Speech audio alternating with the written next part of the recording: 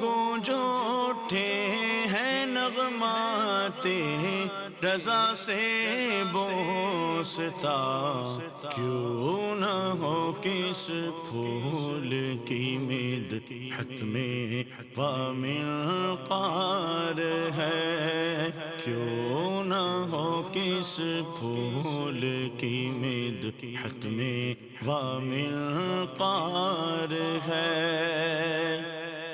الحمدللہ رب العالمین والصلاة والسلام علی سید المرسلین، اما بعد فاعوذ باللہ من الشیطان الرجیم، بسم اللہ الرحمن الرحیم۔ الصلاة والسلام علیک یا رسول اللہ وعلی آلک واصحابک یا حبیب اللہ، الصلاة والسلام علیک یا نبی اللہ وعلی آلک واصحابک یا نور اللہ۔ میٹھے میٹھے اسلامی بھائیوں اور مدنی چینل کے ناظرین، مدنی چینل کا سلسلہ نغمات رضا لے کر ایک بار پھر حاضر ہیں۔ اعلیٰ حضرت کے بہت سارے کلام بڑے ہی نرالے، بڑے ہی انوکھے ہیں۔ کئی کلاموں میں اعلیٰ حضرت نے مدینہ منورہ جانے کی تمنا، مدینہ منورہ کی تڑپ ہمارے دلوں میں بڑھائی ہے، اور آج جو کلام ہم نے سننا ہے اعلیٰ حضرت نے اس میں ہمیں مدینے سے جدائی کا اگر موقع ملے تو انداز کیا ہونا چاہیے، کس تڑپ اور کس فکر کا مظاہرہ کیا ہے اس کلام میں اعلیٰ حضرت نے، اور کیا شاندار ہمیں ذہن دیا ہے، ہمیں عقل کہ ناخن لینے کا بھی مشورہ دیا ہے، اور ہمیں بہت ساری سوچیں بھی عطا کی ہیں۔ کلام ہے، پھر کے گلی گلی تباہ، ٹھوکرے سب کی کھائے کیوں، دل کو جو عقل دے خدا، تیری گلی سے جائے کیوں۔ میٹھے میٹھے اسلامی بھائیوں، تباہ کہتے ہیں ویران کو، سب کی یعنی تمام لوگوں کی یہاں مراد یہ ہے۔ میٹھے میٹھے اسلامی بھائیوں، اس شعر کا مطلب کیا بنتا ہے؟ اعلیٰ حضرت یہ سمجھانا چاہتے ہیں کہ نبی پاک کے در کو چھوڑ کر دنیا بھر کی ٹھوکریں کیوں کھا رہے ہو، کیوں گلی گلی جا کر تباہ و برباد ہو رہے ہو، نبی پاک کے در پر پڑے رہو، پھر کے گلی گلی تباہ، ٹھوکریں سب کی کھائے کیوں۔ کیونکہ جو سرکار علیہ الصلوۃ والسلام کے در سے منہ موڑتا ہے پھر وہ تباہ و بربادی ہوتا ہے، پھر وہ گلی گلی جا کر خوار ہوتا ہے۔ جو دامن مصطفیٰ کو تھام لیتا ہے وہ کامیاب ہو جاتا ہے۔ تو اعلیٰ حضرت لکھتے ہیں، پھر کے گلی گلی تباہ، ٹھوکریں سب کی کھائے کیوں، دل کو جو عقل دے خدا، تیری گلی سے جائے کیوں۔ یعنی نبی پاک کے دامن کو چھوڑ کر کہاں جائیں، یہاں یہ بھی مراد ہو سکتی ہے، اور دوسرا عین مدینہ منورہ ہی کی بات ہے کہ مدینہ چھوڑ کر ہم کہاں جائیں، کیونکہ مدینے کے علاوہ جو ظاہر ہے، جو سچا عاشق رسول ہے وہ جانتا ہے کہ ٹھوکریں کھاتے پھرو گے ان کے در پر پڑ رہو۔ اعلیٰ حضرت لکھتے ہیں نا، ٹھوکریں کھاتے پھرو گے ان کے در پر پڑ رہو، قافلہ تو اے رضا اول گیا آخر گیا۔ تو بس مدینے پہنچ گئے تو اب کہیں اور مت جائیے وہاں، اور اگر وہاں سے جانا بھی پڑے تو کیفیات ایسی ہوں کہ بس دل و دماغ مدینے ہی میں رہے۔ اعلیٰ حضرت اپنے ہی ایک اور مقطع میں لکھتے ہیں نا، جان و دل ہوش و خرد سب تو مدینے پہنچے، تم نہیں چلتے رضا سارا تو سامان گیا۔ تو میٹھے میٹھے اسلامی، یہ شعر پڑھنے سے پہلے میں ایک اور بات کی طرف توجہ دلانا چاہتا ہوں۔ دل کو جو عقل دے خدا، عقل تو لوگ کہتے ہیں دماغ میں ہوتی ہے، اعلیٰ حضرت دل کو عقل کی بات کیوں کر رہے ہیں؟ کیونکہ سچی بات یہ، امام اہل سنت بات ہی دل سے کرتے ہیں، تذکرہ ہی دل کا کرتے ہیں، اور بڑی باریک بات ہے۔ ایک شاعر لکھتے ہیں نا، عقل والوں کے نصیبوں میں کہاں ذوق جنوں، عشق والے ہیں جو ہر چیز لٹا دیتے ہیں۔ تو بہت ساری باتیں دل سے سوچنے والی ہوتی ہیں، ہر چیز دماغ سے کیلکولیٹ کر کے چلنے والی نہیں ہوتی، اور جب بات در مصطفیٰ کی ہو، جب بات نبی پاک علیہ الصلوۃ والسلام پر کچھ قربان کرنے کی ہو، تو پھر بات دل سے کی جاتی ہے۔ تو اعلیٰ حضرت دل کو جو عقل دے خدا، یا اللہ میرے دل کو وہ والی عقل دے دے کہ بس نبی پاک کے در پر پڑا رہے اور کہیں جانے کی بات نہ کرے۔ کیا بات ہے اعلیٰ حضرت کی! لکھتے ہیں، پھر کے گلی گلی تباہ، ٹھوکریں سب کی کھائے کیوں، دل کو جو عقل دے خدا، تیری گلی سے جائے کیوں۔ پھر کے گلی گلی تباہ،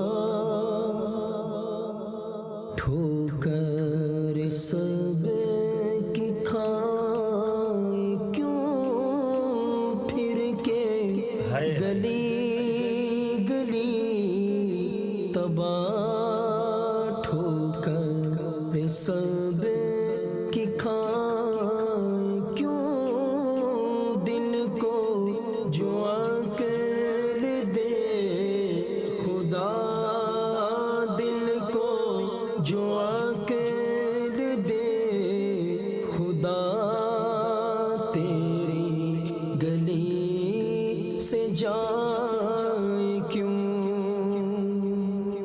اگلا شعر ذرا سنیے، لکھتے ہیں، رخصت قافلہ کا شور غش سے ہمیں اٹھائے کیوں، سوتے ہیں ان کے سائے میں کوئی ہمیں جگائے کیوں۔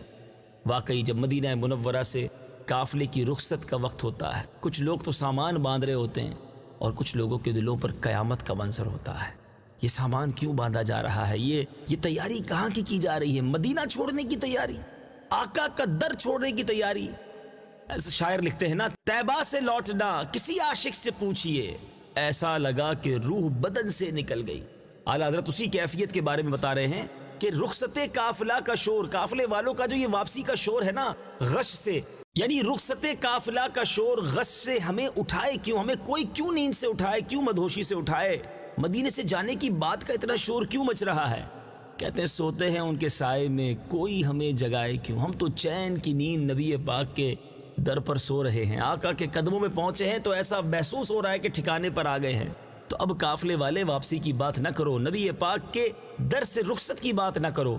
میں مشورہ بھی دوں گا مدنی چینل کے ناظرین سے، اللہ کریم آپ کو بار بار مدینہ منورہ کی حاضری عطا فرمائے، لیکن جب مدنی قافلے کی آپ کے سفر کے اختتامی وقت ہو تو یہ کلام ضرور وہاں پڑھیے گا، آنکھوں سے آنسو رکیں گے نہیں اور ایک کیفیت بن جائے گی، کیونکہ ایسا لگتا ہے کہ اعلیٰ حضرت نے بھی رخصت مدینہ کے وقت اس کلام کو لکھا۔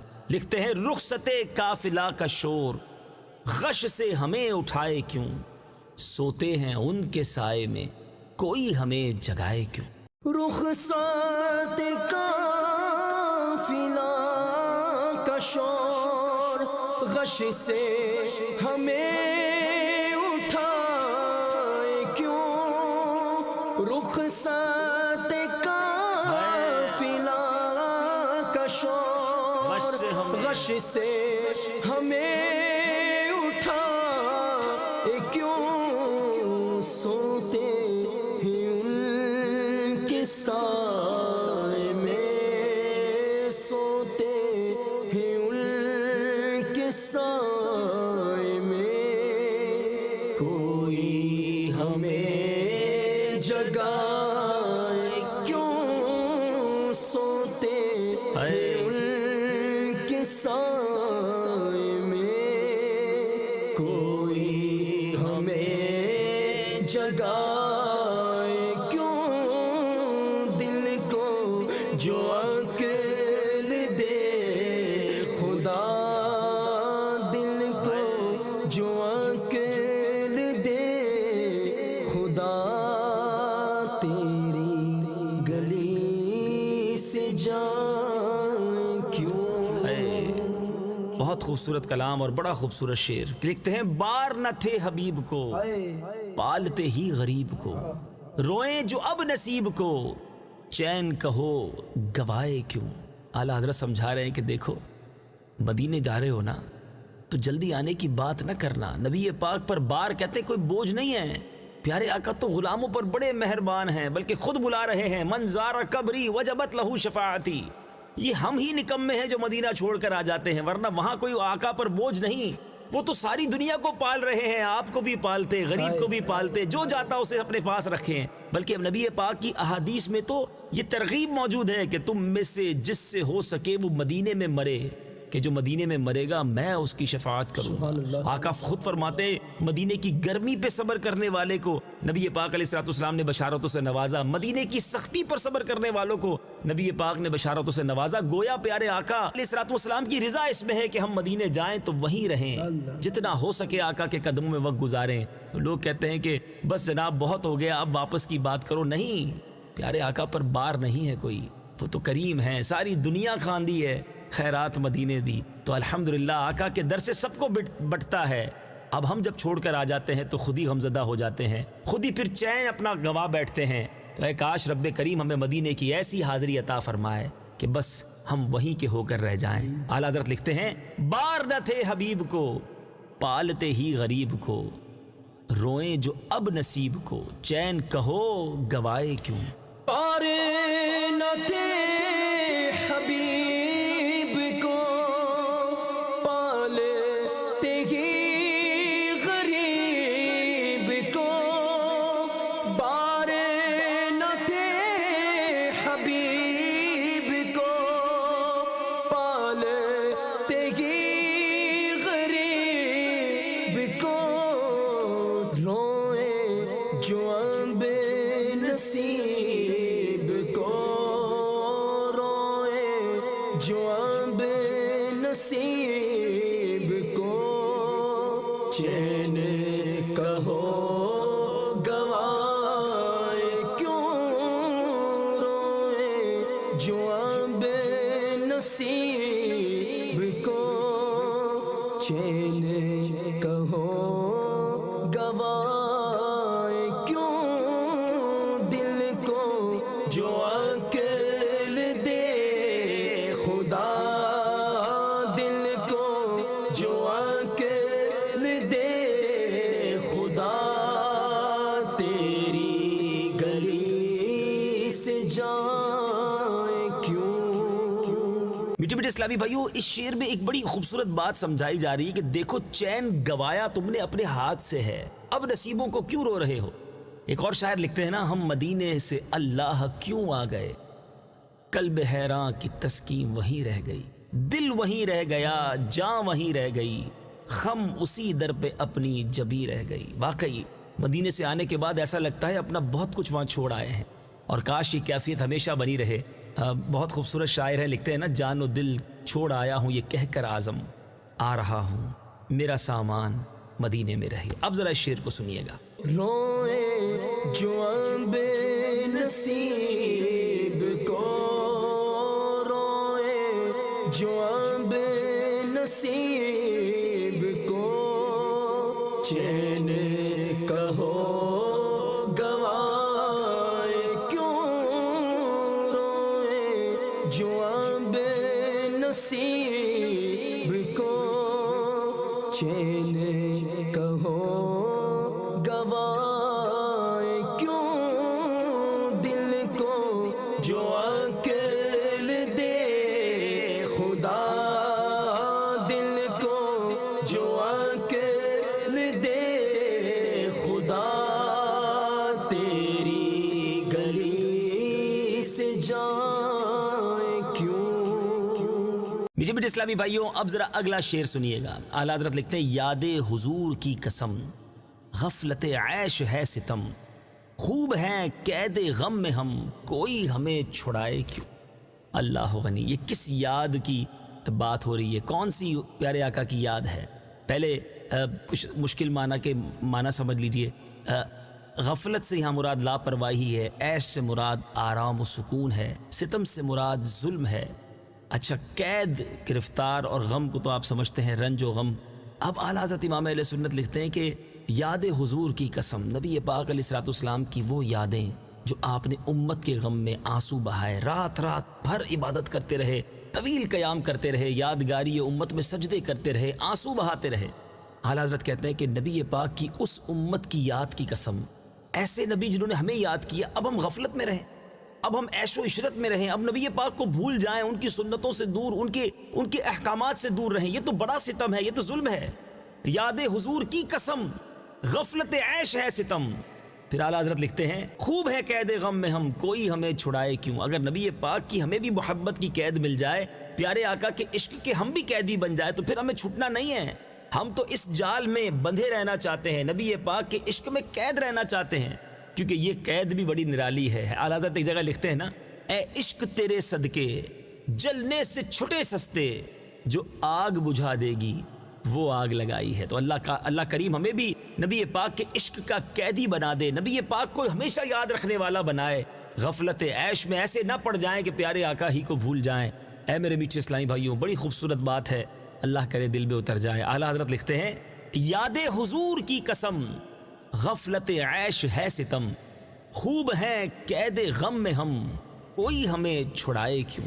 یاد حضور کی قسم غفلت عشق ستم، یاد حضور کی قسم غفلت عشق ستم، خوب ہے قید غم میں ہم، ہاں خوب ہے قید غم میں ہم، کوئی ہمیں چھڑائے کیوں. خوب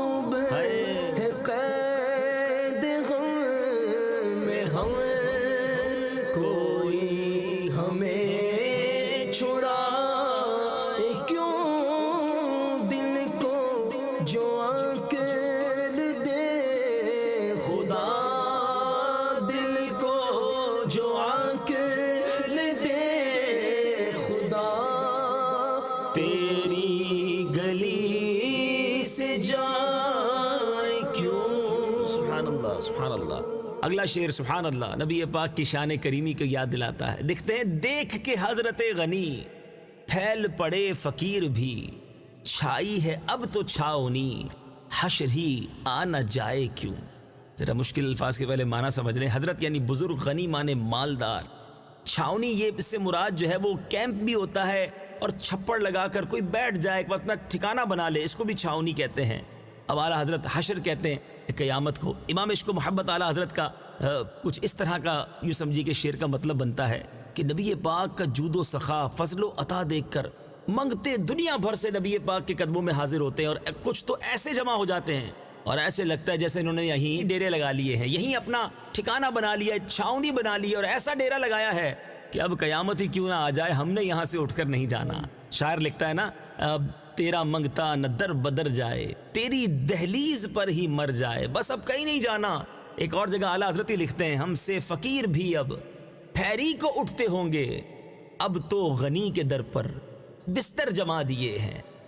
تو اے میرے بیچے اسلامی بھائیوں، اب اس شعر کو ذرا سمجھیے گا کہ نبی پاک کے در کی عطائیں وہ ہے کہ بس فقیروں نے ڈیرے ڈال لیے ہیں، اب قیامت آتی ہے تو آ جائے، ہم نے اٹھ کر کہیں نہیں جانا. سبحان اللہ. اعلیٰ حضرت لکھتے ہیں دیکھ کے حضرت غنی پھیل پڑے فقیر بھی چھائی ہے اب تو چھاؤنی حشر ہی آ نہ جائے کیوں. دیکھ کے حضرت غنی پھیل پڑے فقیر بھی دیکھ کے حضرت غنی پھیل پڑے فقیر بھی چھائی ہے اب تو چھاؤنی ہاں چھائی ہے اب تو چھاؤنی حشر ہی آ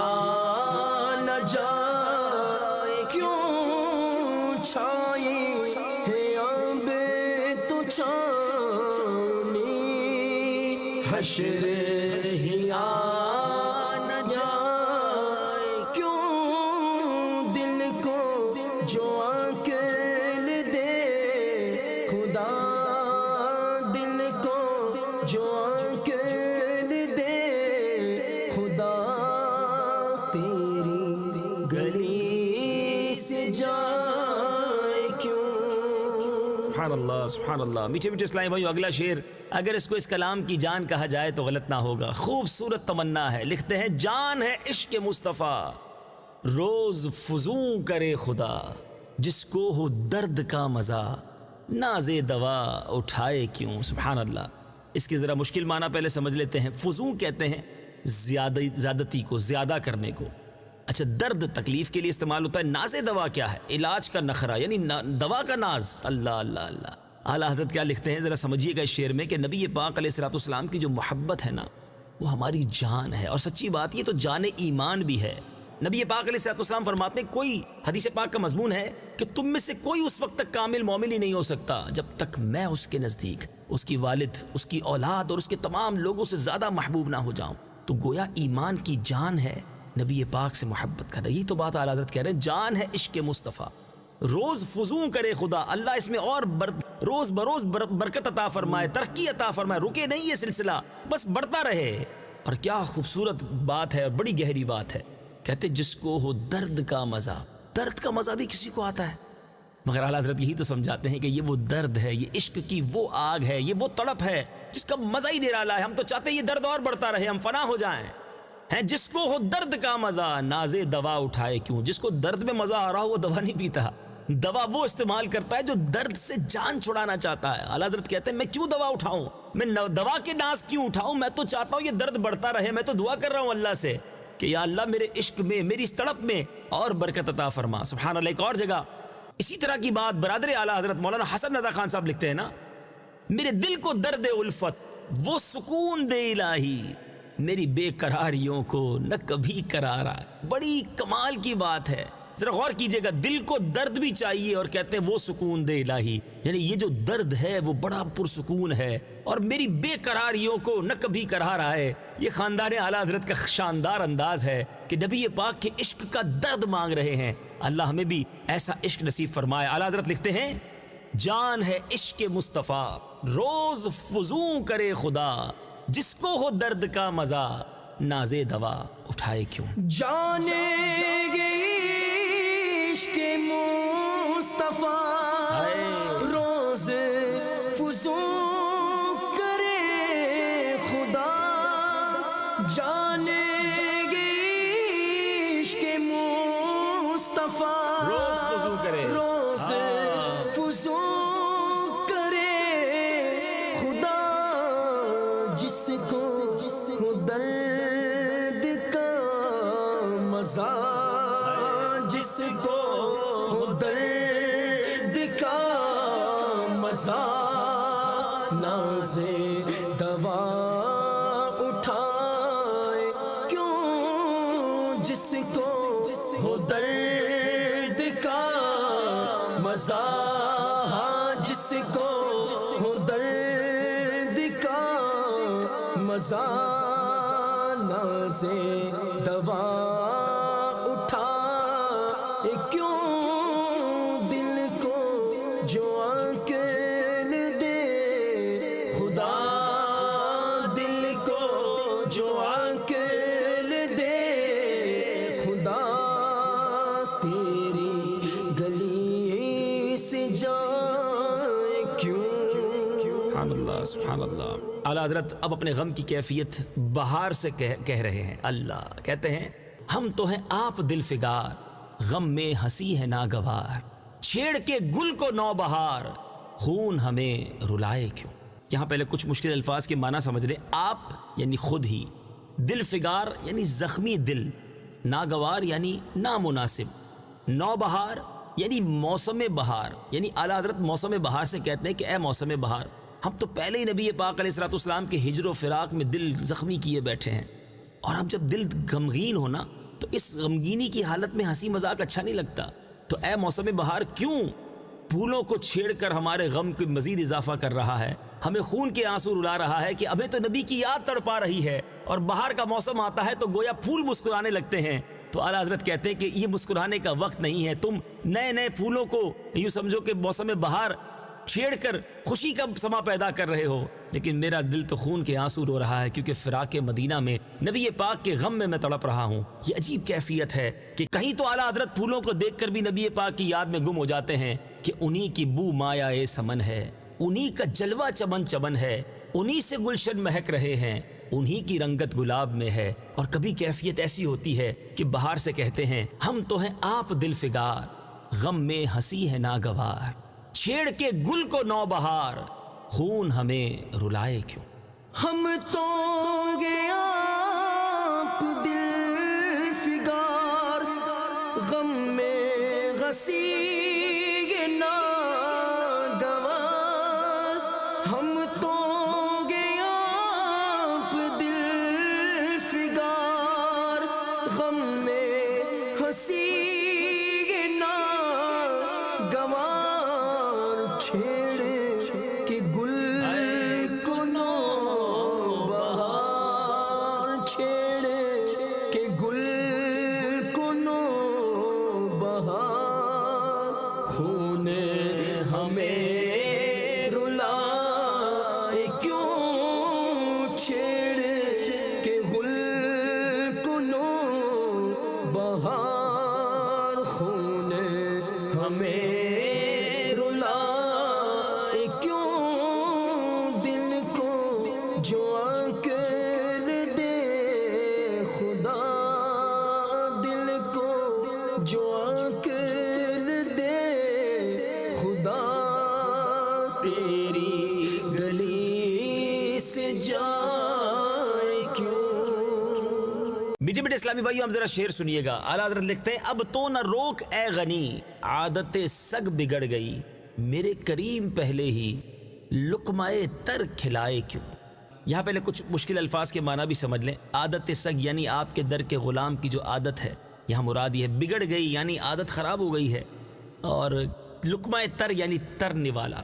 اعلیٰ حضرت کچھ اس طرح کہنا چاہ رہے ہیں کہ اے میرے آقا، آپ نے بڑی کرم نوازیاں کی ہیں، بڑی رحمتیں کی ہیں، اپنے گھر غلام کو آپ ہی نے پالا ہے، یہاں تک پہنچایا ہے، اتنی آسانیاں آپ کے کرم سے ہو گئی ہیں، تو اب عادت خراب ہو گئی ہے آرام سے رہنے کی، آپ کی کرم نوازیوں اور آپ کے ٹکڑے کھانے کی. تو اب ان نعمتوں کو، اب ان برکتوں کو مجھ سے دور نہ کیجیے گا، کہیں یہ عزتیں نہ چلی جائیں، کہیں یہ نعمتیں دور نہ ہو جائیں، کہیں میں زوال نعمت میں مبتلا نہ ہو جاؤں. آپ نے جب پہلے بھی اپنے گدا کو، اپنے فقیر کو اتنا پالا ہے، اتنا نوازا ہے، تو یہ کرم نوازی جاری رکھیے گا. بڑا خوبصورت انداز ہے اعلیٰ حضرت کا بارگاہ مصطفیٰ صلی اللہ تعالی علیہ وسلم میں التجا کرنے کا. ایک اور کلام میں بھی اعلیٰ حضرت لکھتے ہیں نا، تیرے ٹکڑوں پہ پلے غیر کی ٹھوکر پہ نہ ڈال، جھڑکیاں کھائیں کہاں چھوڑ کے صدقہ تیرا. اسی طرح کی بات اس شعر میں ہے کہ اب تو نہ روک اے غنی، عادت سگ بگڑ گئی، میرے کریم پہلے ہی لقمہ تر کھلائے کیوں.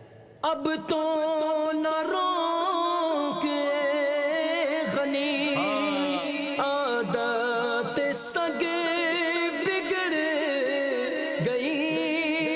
اب تو نہ روک اے غنی، عادت سگ بگڑ گئی. میرے کریم پہ ہے نہیں، میرے کریم پہ ہے نہیں. لقمہ تر کھلا کیوں، میرے کریم پہ ہے نہیں. لقمہ تر کھلا کیوں، دل کو جو عقل دے خدا، دل کو جو عقل دے خدا. تیری گلی سے جائے کیوں. سبحان اللہ سبحان اللہ.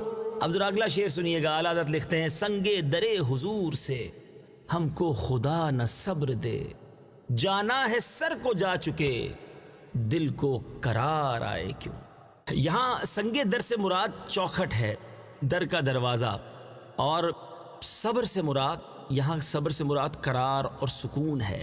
اب اعلیٰ حضرت امام اہل سنت کی کچھ التجا اس طرح کی ہے کہ اے اللہ، میری یہ دعا ہے کہ جب تیرے محبوب کے در پر جاؤں نا، تو بس آپ کی چوکھٹ پر ایسا میں بس فدا ہو جاؤں، وہاں بوسے دیتا رہوں، وہیں پڑا رہوں. بس اب مجھے کہیں اور قرار نہ آئے، بس وہیں میں رہوں، مجھے چین نہ آئے، کسی اس وہاں سے دور جانے کا جی نہ چاہے.